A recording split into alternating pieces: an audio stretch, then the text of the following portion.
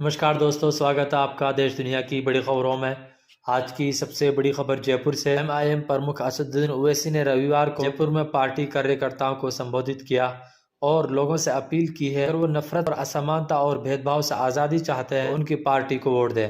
ओवैसी ने आरोप लगाया कि 2014 में नरेंद्र मोदी के प्रधानमंत्री बनने के बाद लोगों में नफरत बढ़ी है। उन्होंने ये भी कहा अगर वे नफरत और प्रत्ययों को खत्म करना चाहते हैं तो उन्हें अपनी राजनीतिक ताकत को समझना होगा। राजस्थान में विधानसभा चुनाव का प्रचार तेज हो गया है। असदुद्दीन ओवैसी की पार्टी एमआईएम भी मैदान में है। रविवार को ओवैसी ने एक सार्वजनिक बैठक को संबोधित किया और कांग्रेस पर निशाना साधा।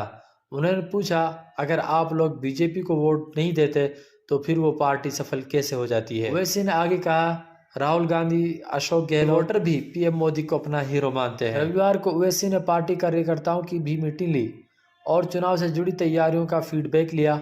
ओवैसी ने कार्यकर्ताओं से पूरी ताकत के साथ चुनाव में जुटने की अपील की है। ऑल इंडिया मजलिस-ए-इत्तेहादुल मुस्लिमीन राजस्थान में पहली बार विधानसभा चुनाव लड़ रही है। उसने जयपुर के हवा महल, सीकर के फतेहपुर और भरतपुर जिले के कामा में अपने उम्मीदवार उतारे हैं। ओवैसी ने कहा अगर आपका लक्ष्य पीएम मोदी को हराना है तो मेरा भी लक्ष्य है कि नरेंद्र मोदी फिर कभी पीएम ना बने। अगर मैं आपसे पूछूं कि क्या आप कभी बीजेपी को वोट दिया है, आप इससे इनकार करेंगे तो फिर बीजेपी सफल कैसे होती है। उन्होंने आगे कहा राहुल गांधी और अशोक गहलोत के वोटर भी पीएम मोदी को अपना हीरो मानते हैं और फिर भी जब हम चुनाव में होते हैं तो कहते हैं कि वो काटने के लिए आए हैं। ओवैसी ने कहा मैं इन लोगों से पूछना चाहता हूं कि मैं यहाँ पहली बार चुनाव लड़ रहा हूं, फिर बीजेपी कैसे जीत गई। बीजेपी के सभी सांसद 2019 में कैसे जीत गए। कांग्रेस कभी जवाब नहीं दे पाएगी। उन्होंने कहा पहले चुनने के लिए सिर्फ बीजेपी और कांग्रेस ही थी, लेकिन अब एमआईएम भी एक विकल्प है।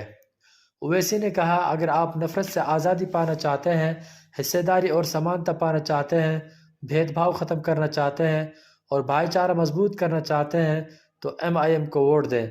उन्होंने कहा 2014 में नरेंद्र मोदी के प्रधानमंत्री बनने के बाद नफरत बढ़ी है और अगर लोग नफरत और संप्रदाय को ख़त्म करना चाहते हैं तो लोगों को अपनी राजनीतिक ताकत को समझने की ज़रूरत है।